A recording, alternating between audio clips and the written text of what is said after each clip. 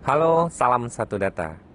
Pagi ini saya akan mengadakan pembahasan soal kisi-kisi teknik komputer dan informatika pada seleksi akademik PPG tahun 2022. Video ini saya buat bagi teman-teman yang mengambil bidang studi PPG adalah teknik komputer dan informatika atau TKI. Nah, di sini materi seleksi akademik profesional untuk bidang studi TKI itu terbagi menjadi beberapa bidang studi. Yang pertama adalah teknik komputer dan jaringan, multimedia, rekayasa perangkat lunak, dan sistem informatika jaringan aplikasi. Pada kesempatan ini yang akan saya bahas itu adalah materi dari bidang studi teknik komputer dan jaringan, serta materi dari sistem informatika jaringan aplikasi. Untuk materi dari bidang studi multimedia dan rekayasa perangkat lunak atau RPL nanti akan saya bahas pada video berikutnya, tergantung respon dari teman-teman. Materi seleksi akademik sendiri itu saya ambil dari kisi-kisi yang telah disampaikan oleh teman-teman Kemdikbud sendiri. Nah, di sini contohnya ada CPBS, capaian pembelajaran bidang studi, CPMK, capaian pembelajaran mata kuliah, kemudian materi topik, submateri atau subtopik, kemudian indikator. Yang harus teman-teman pelajari terkait soal-soal kisi-kisi yang akan keluar pada seleksi akademik nanti. Soal sistem informasi jaringan dan aplikasi atau SIJA. Smart Garage Door berfungsi dalam implementasi smart home yang bertujuan untuk pengontrolan jarak jauh dan otomatisasi. Smart Garage Door diperuntukkan untuk menjawab pertanyaan seperti ini ketika teman-teman belum pernah membaca atau belum pernah mendengar sebelumnya terkait soal ini. Yang harus teman-teman lakukan adalah menentukan kata kunci atau keyword setiap soal. Nah, ini akan membantu teman-teman dalam menjawab soal-soal yang berbasis profesional TKI.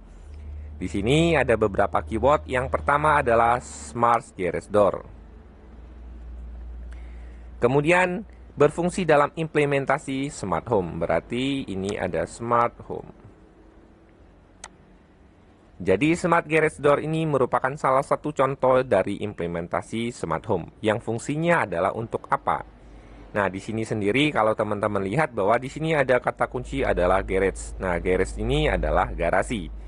Jadi kalau teman-teman mau jawab ini dan tidak tahu apapun, teman-teman cukup artikan ini sehingga kemungkinan benarnya lebih besar ya. Jadi di sini kalau teman-teman lihat yang ada garasinya adalah yang ini. Pembahasannya adalah seperti ini. Smart Garage Door atau SGD, seperti namanya, Project SGD merupakan project IoT yang dapat memonitor status pintu garasi, sekaligus membukanya dengan fitur scan sidik jari. Apabila menerapkan proyek ini, Anda bisa memonitor garasi dimanapun berada melalui ponsel atau smartphone. Colokan listrik yang dimiliki dikoneksikan dengan Wi-Fi dan disambungkan dengan barang-barang elektronik seperti lampu atau oven, merupakan implementasi dari... Nah, sama untuk soal berikutnya, kita harus memiliki atau mencari yang namanya keyword atau kata kunci. Nah, di sini dikoneksikan dengan Wi-Fi. Berarti ada penghubungnya baik itu berbasis kabel ataupun nirkabel, dan disambungkan dengan barang-barang elektronik.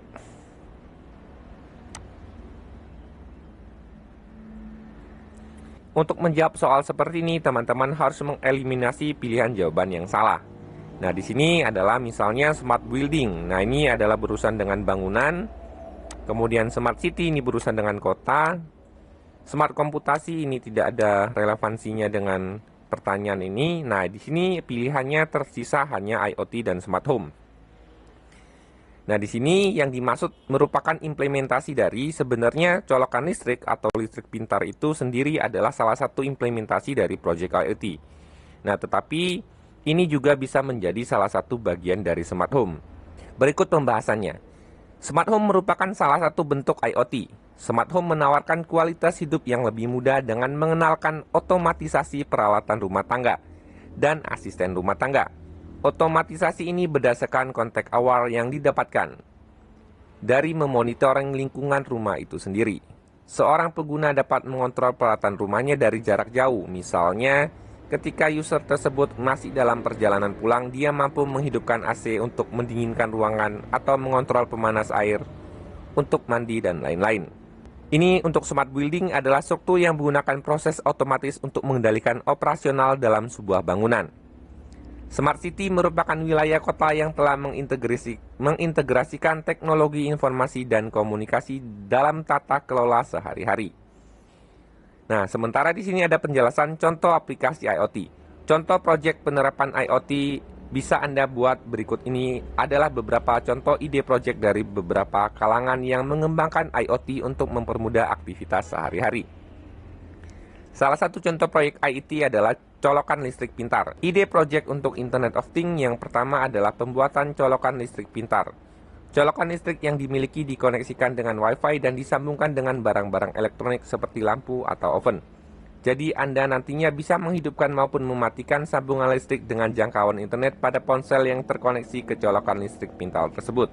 Nah, kembali kepada soal ini, sebenarnya ini salah satu adalah implementasi dari IoT, juga termasuk dari implementasi IoT dalam skala kecil untuk smart home. Nah, sementara di kunci jawaban sendiri, pilihan jawabannya itu adalah smart home. Walaupun menurut saya ini agak sedikit ambigu. Salah satu fungsi utama smart home ialah mampu memberikan kenyamanan yang lebih kepada penghuninya.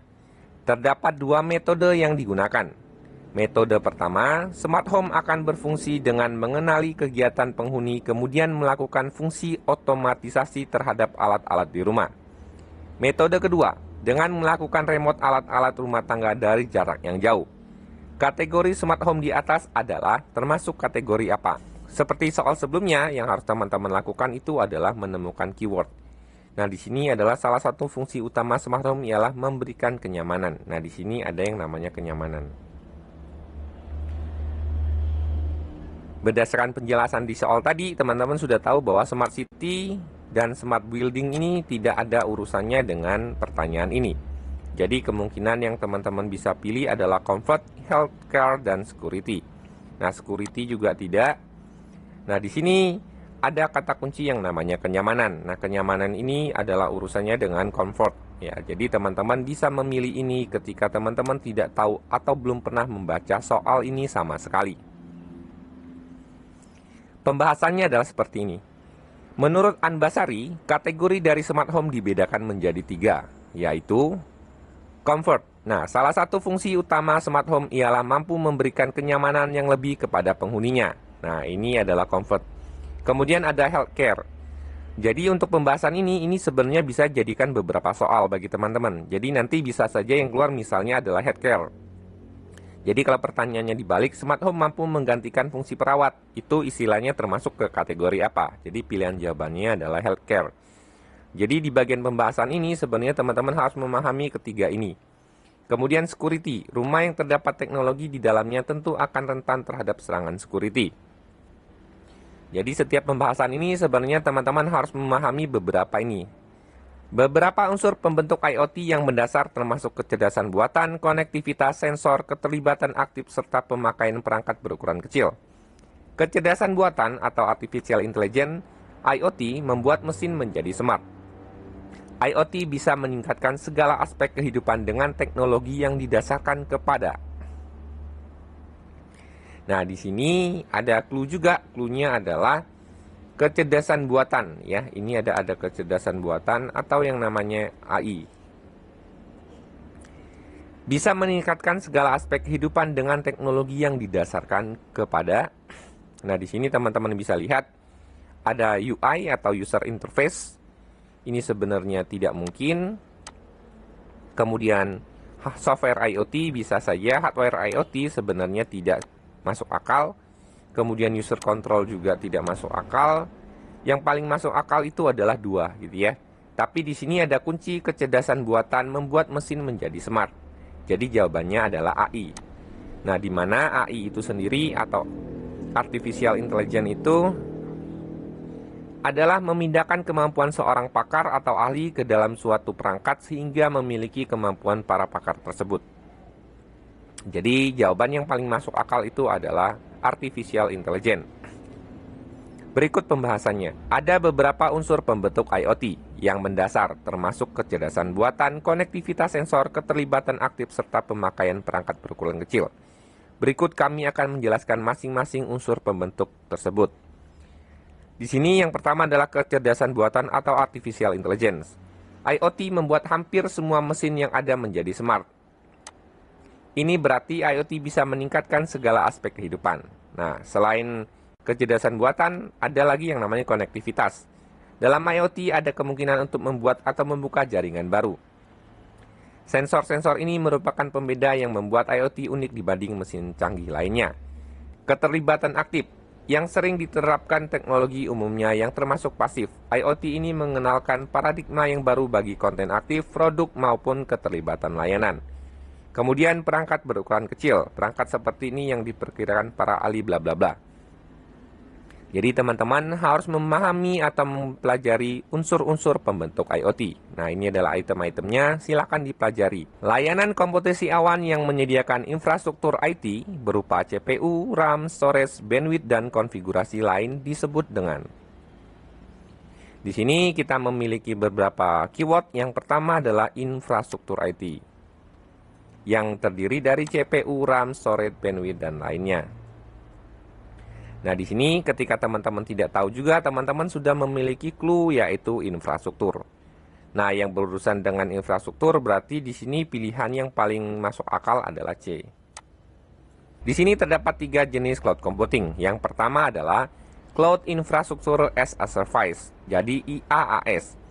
Infrastruktur as a Service adalah layanan komputasi awan yang menyediakan infrastruktur IT berupa CPU. Nah, ketika teman-teman ini merupakan infrastruktur, karena ini adalah perangkat-perangkat fisiknya, ini berurusan dengan yang namanya infrastruktur. Saya harap teman-teman mempelajari ketiganya ini, karena ketiga-tiganya ini berpeluang untuk keluar pada soal seleksi PPG. Kemudian yang kedua adalah PaaS atau Platform as a Service. Adalah layanan yang menyediakan computing platform. Biasanya sudah terdapat sistem operasi, database, web server, dan framework aplikasi agar dapat menjalankan aplikasi yang telah dibuat. Nah, untuk bagian PaaS, kata kuncinya adalah teman-teman harus mengingat yang namanya sistem operasi, database, web server, dan framework.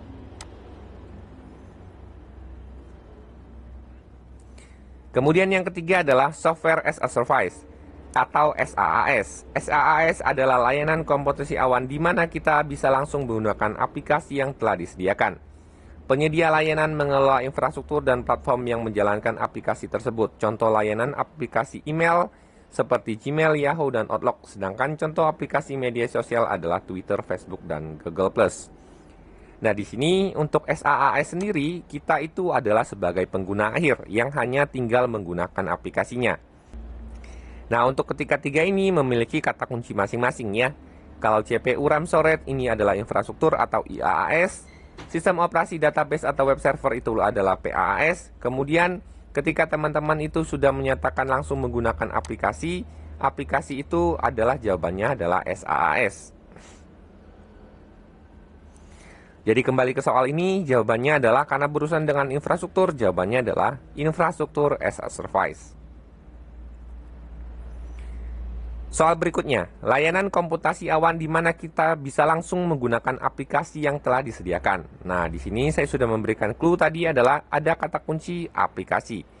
Nah, aplikasi ini yang harus kita gunakan itu adalah berarti Software as a Service atau SaaS. Layanan komputasi awan yang biasanya sudah menyediakan sistem operasi, database, web server, dan framework. Nah, ini juga sudah ada kata kuncinya. Sistem operasi, database, web server, dan framework. Nah, ketika teman-teman menemukan soal seperti ini, jawabannya adalah PaaS. Soal teknik komputer dan jaringan. Alat yang digunakan untuk menghitung kehilangan energi yang didapat dari serat optik adalah spektrum analyzer. Spektrum analyzer, alat ini digunakan untuk mengetahui spektrum frekuensi yang telah digunakan oleh jaringan waveland lainnya. Dengan alat ini juga dapat diketahui apakah channel yang kita gunakan sesuai dengan alokasi frekuensi yang seharusnya. Jadi spektrum analyzer ini adalah untuk mengetahui frekuensi atau channel jaringan wireless. Yang kedua, OTDR. Alat ini digunakan untuk menguji serat optik. Dengan alat ini, kita dapat mengetahui apakah sinyal serat optik dapat diterima dengan baik oleh penerima. Alat ini juga dapat menghitung kehilangan energi yang didapat dari serat optik. Loss Power Meter. Alat ini digunakan untuk menghitung kehilangan energi yang didapat dari serat optik. Hasilnya dapat dibandingkan dengan teori optical link loss budget. Nah, untuk soal ini berarti jawaban yang benar adalah lost power meter. Karena good power meter ini tidak ada, multimeter ini bukan alat untuk menghitung itu, standar power meter juga tidak ada untuk mengetahui channel frekuensi jaringan waveLAN. Silakan teman-teman pelajari terkait fungsi-fungsi perangkat fiber optik dan bagian-bagian pada kabel fiber optik. Menciptakan suatu jembatan antara jaringan SS7 dengan jaringan IP di bawah kendali dari MGC. Hanya menangani persinyalan SS7, sedangkan MGC menangani sirkuit suara yang telah dibangun oleh mekanisme persinyalan SS7. Adalah bagian dari komunikasi PEBX yang disebut dengan istilah pembahasan. Ini soalnya terkait yang namanya bagan komunikasi PBX pada server SoftSuite. Jadi, pada bagian komunikasi ini terbagi dari beberapa bagian. Yang pertama adalah MGC. Nah, MGC itu dikenal dengan istilah call agent. Nah, MGC atau call agent adalah elemen utama SoftSuite yang berfungsi untuk mengontrol semua sesi layanan dan komunikasi. Kemudian ada signaling gateway. Signaling gateway menciptakan suatu jembatan antara jaringan SS7 dengan jaringan IP di bawah kendali dari MGC. Media gateway. Media gateway berfungsi sebagai elemen transport untuk menentukan traffic dan dalam jaringan SoftSuite dan juga mengirim atau menerima traffic. Media server melakukan fungsinya yaitu untuk memperkaya SoftSuite dengan kemampuan media. Fitur server. Fitur server menyediakan fasilitas atau layanan seperti billing dan multi-party conferencing. Operating Support System atau OSS. Operating Support System merupakan elemen jaringan yang berfungsi untuk mendukung operasi dan pemeliharaan jaringan seperti manajemen jaringan, provisioning, billing, monitoring, dan statistik. Jadi untuk jawaban ini, teman-teman harus memilih jawabannya adalah signaling gateway. Nah, untuk bagian ini, teman-teman silakan wajib mempelajari fungsi masing-masing dari bagian SoftSuite ini. Ini adalah komunikasi PBX pada SoftSuite. Nah, bisa saja yang ditanya adalah fungsi-fungsi yang berbeda dari ke-6 item ini. Merupakan elemen jaringan yang berfungsi untuk mendukung operasi dan pemeliharaan jaringan seperti manajemen jaringan, provisioning, billing, monitoring, dan statistik. Media Gateway Controller.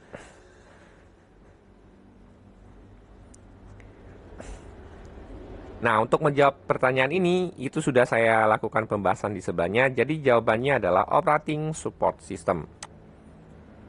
Karena ini adalah mendukung operasi dan pemeliharaan. Jadi teman-teman harus menjawab pilihannya adalah Operating Support System.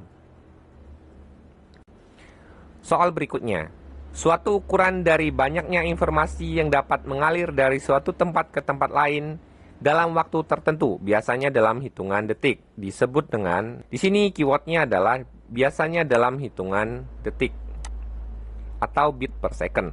Pembahasan. Bandwidth adalah suatu ukuran dari banyaknya informasi yang dapat mengalir dari suatu tempat ke tempat lain dari sumber ke tujuan dalam waktu tertentu, biasanya dalam hitungan detik.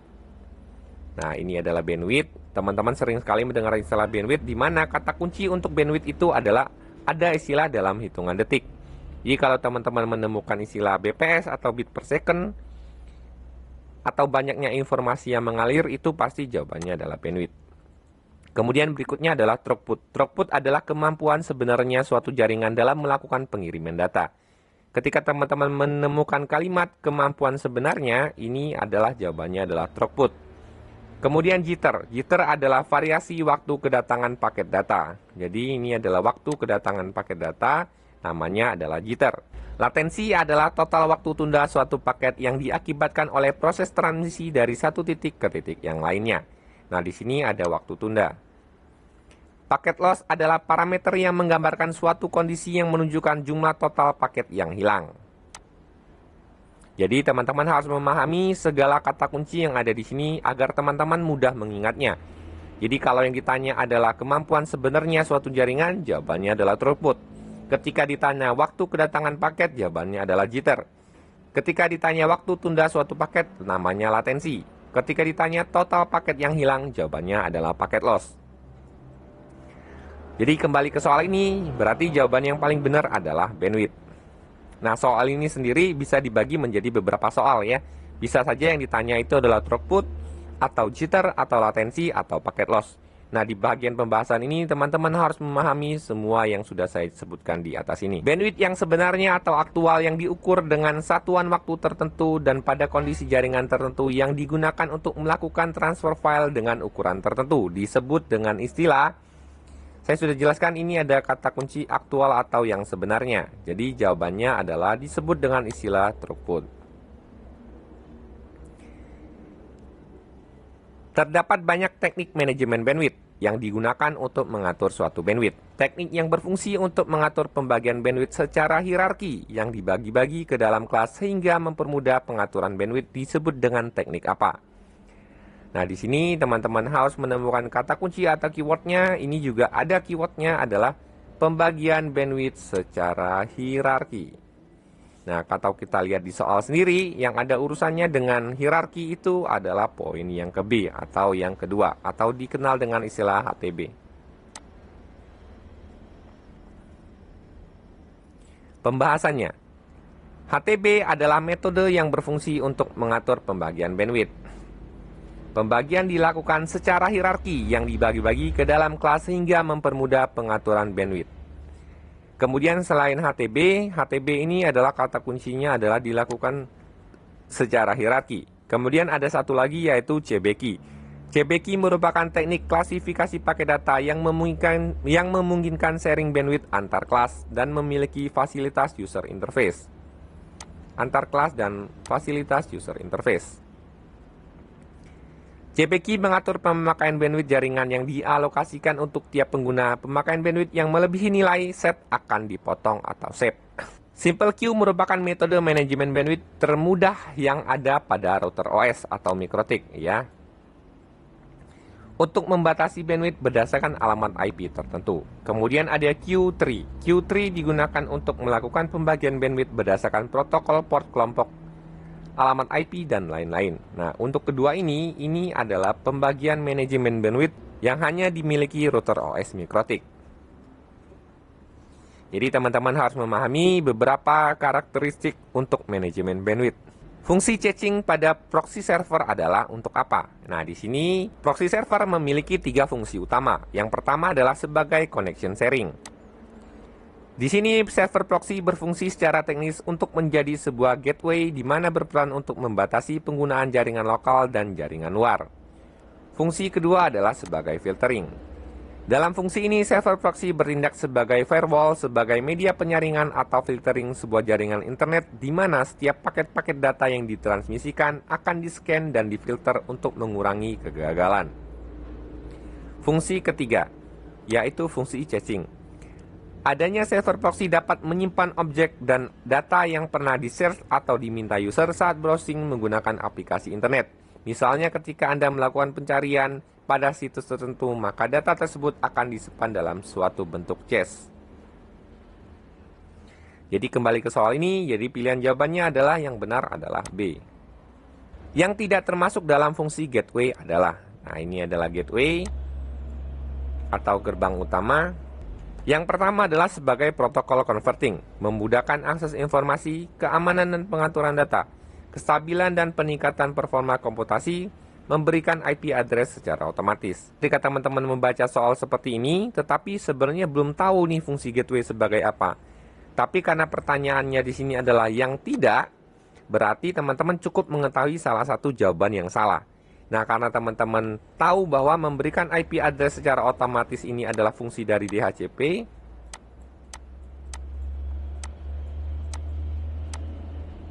berarti jawaban yang benar adalah yang ini, karena pertanyaannya adalah yang tidak. Jadi teman-teman sebenarnya tidak perlu mengetahui fungsi dari gateway semuanya, tetapi cukup mengetahui yang salah, karena ini adalah fungsi dari DHCP, bukan fungsi dari gateway. Pembahasannya adalah seperti berikut. Gateway memiliki beberapa fungsi utama. Yang pertama adalah sebagai protokol converting. Seperti yang telah dijelaskan di atas, bahwa gateway dapat menghubungkan sebuah jaringan komputer dengan jaringan komputer lain dengan protokol yang berbeda. Kemudian yang kedua fungsinya adalah memudahkan akses informasi. Yang ketiga adalah sebagai hardware sharing, kemudian keamanan dan pengaturan data, kemudian kestabilan dan peningkatan performa komputasi. Jadi teman-teman silakan pelajari fungsi dari gateway. Soal berikutnya, Ancaman jaringan komputer pada fisik contohnya adalah, ini adalah ancaman dan serangan pada jaringan komputer secara fisik. Contohnya adalah A. Kerusakan pada komputer dan perangkat komunikasi jaringan, B. Kerusakan pada sistem operasi atau aplikasi, C. Virus, D. Sniffing, D. Kelemahan sistem jaringan komunikasi. Nah, teman-teman menemukan kata kunci atau keywordnya di sini adalah pada fisik. Jadi pada fisik, kalau virus ini tidak menyerang fisik, sniffing ini adalah penyadapan data, kerusakan pada sistem operasi atau aplikasi ini tidak termasuk fisik, kelemahan sistem jaringan komunikasi. Jadi pilihan yang masuk akal itu adalah tinggal A dan E. Berikut pembahasannya. Keamanan yang bersifat fisik atau physical security termasuk akses orang ke gedung, peralatan, dan media yang digunakan.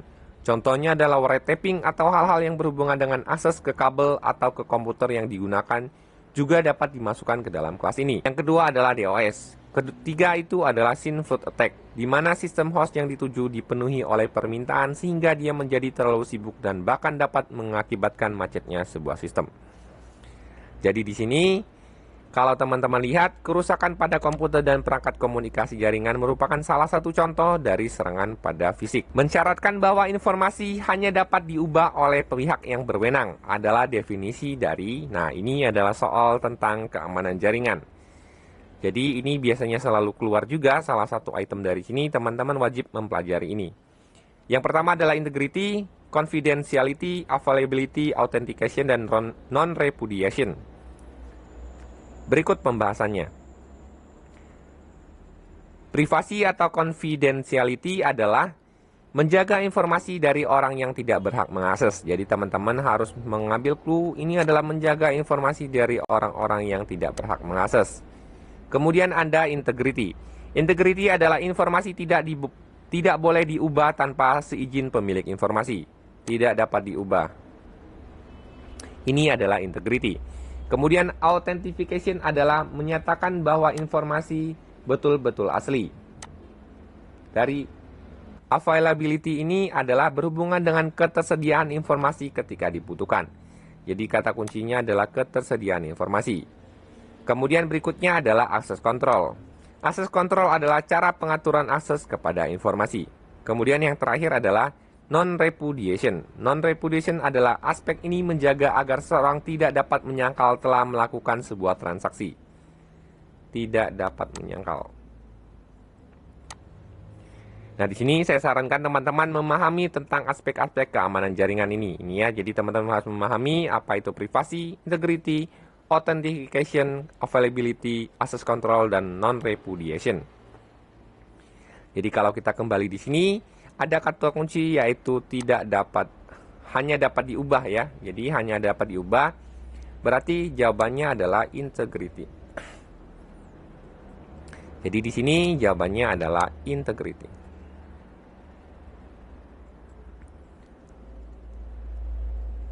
Yaitu perangkat sistem menjadi rusak atau tidak tersedia. Serangan ditujukan kepada ketersediaan atau availability dari sistem. Contoh serangan adalah Denial of Service Attack atau DOS, merupakan model serangan. Nah, ini adalah jenis-jenis model serangan pada keamanan jaringan. Nah, di sini ada kata kunci yang diserang itu adalah ketersediaan, dan contohnya adalah DOS. Berikut pembahasannya. Nah, ini juga teman-teman harus pahami atau mempelajari di antara jenis-jenis serangan ini ya. Nanti mungkin di antara jenis serangan ini akan muncul di salah satu soal.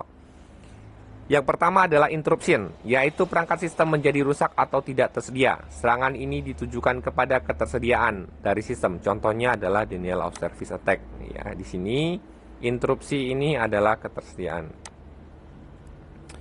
Interception, yaitu pihak yang tidak berwenang berhasil mengakses aset atau informasi. Contoh dari serangan ini adalah penyadapan. Untuk penyadapan, contohnya adalah untuk interception, contohnya adalah penyadapan. Untuk interruption, contohnya adalah DOS. Modification, yaitu pihak yang tidak berwenang tidak hanya berhasil mengakses, akan tetapi dapat juga mengubah atau temper aset. Contoh dari serangan ini adalah mengubah isi dari website dengan pesan-pesan yang merugikan pemilik website. Nah, modification ini contohnya adalah melakukan deface halaman sebuah web, yaitu merubah tampilan halaman suatu web. Kemudian ada fabrication, yaitu pihak yang tidak berwenang menyisipkan objek palsu. Nah, ini ada menyisipkan objek palsu ke dalam sistem. Contoh dari serangan ini adalah memasukkan pesan-pesan palsu seperti email palsu ke dalam jaringan komputer. Nah, contohnya ini adalah melakukan email spamming. Jadi teman-teman silakan pahami istilah-istilah yang ada di sini. Nah, untuk jawaban dari soal ini sendiri, jawabannya adalah berarti interruption. Nah, berikut adalah pembahasan dari beberapa soal untuk soal-soal profesional teknik komputer informatika untuk pelajaran teknik komputer jaringan dan SIJA. Untuk jurusan RPL dan multimedia akan saya bahas di video selanjutnya menunggu respon dari teman-teman. Silakan teman-teman pelajari di modul, semoga bermanfaat. Salam satu data.